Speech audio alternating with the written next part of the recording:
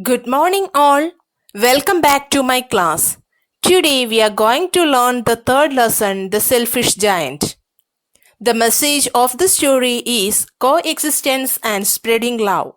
It is a story of a young boy and a selfish giant.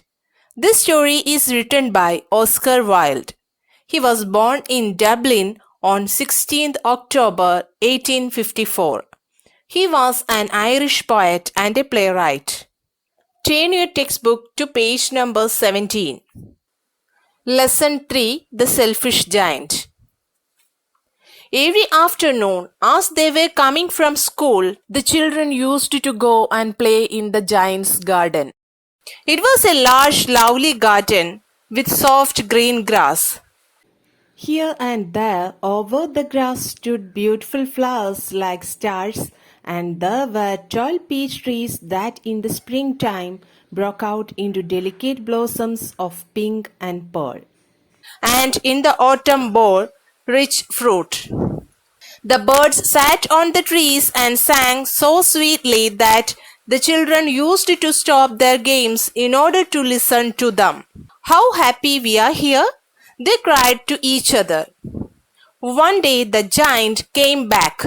He had been to visit his friend the Cornish ogre and had stayed with him for 7 years. When he arrived, he saw the children playing in the garden. "What are you doing here?" he cried in a very gruff voice, and the children ran away. "My own garden is my own garden," said the giant. "Anyone can understand that, and I will allow nobody to play in it but myself." So he built a high wall all round it and put up a notice board. "Trespassers will be prosecuted." He was a very selfish giant.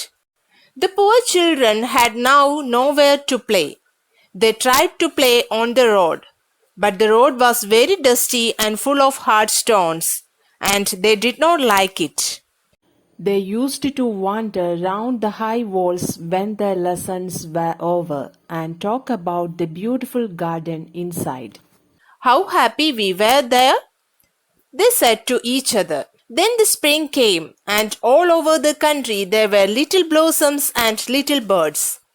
Only in the garden of the selfish giant it was still winter.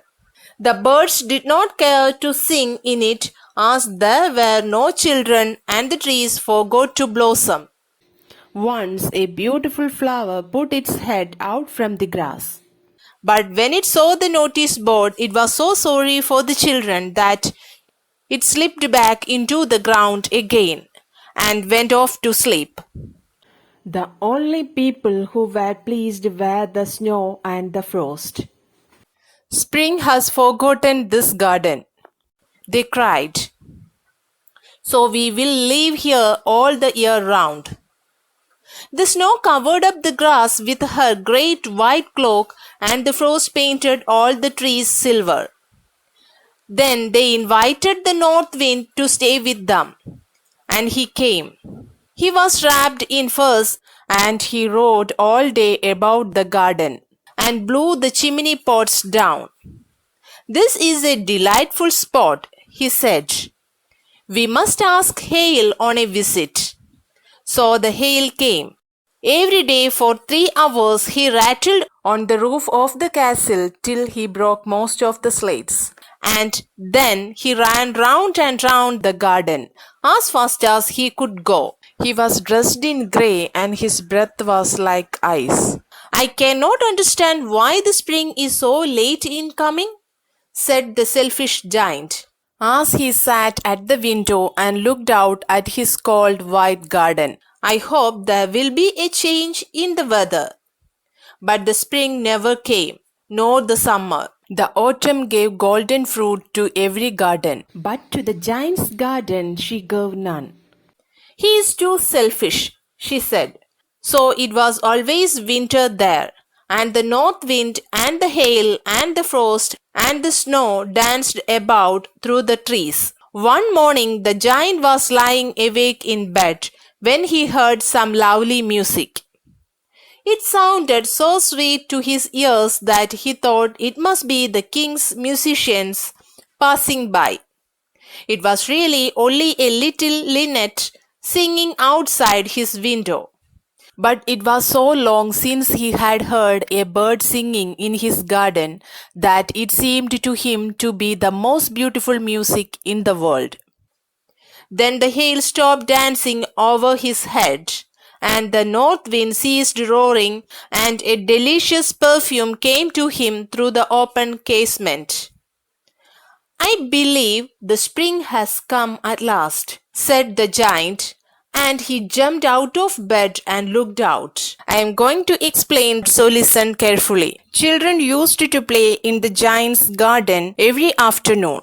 They did so while coming from school. It was a large, lovely garden. It had soft grass. There were fruit trees in it. The trees bore rich fruits. The birds sang sweetly. The children were happy to play in it. One day the giant came back after 7 years. He had stayed with his friend, the Cornish ogre. The children ran away as they saw him. He said that it was his own garden.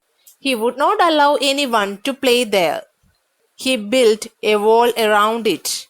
He also put a notice board. It had a warning on it. Trespassers will be prosecuted.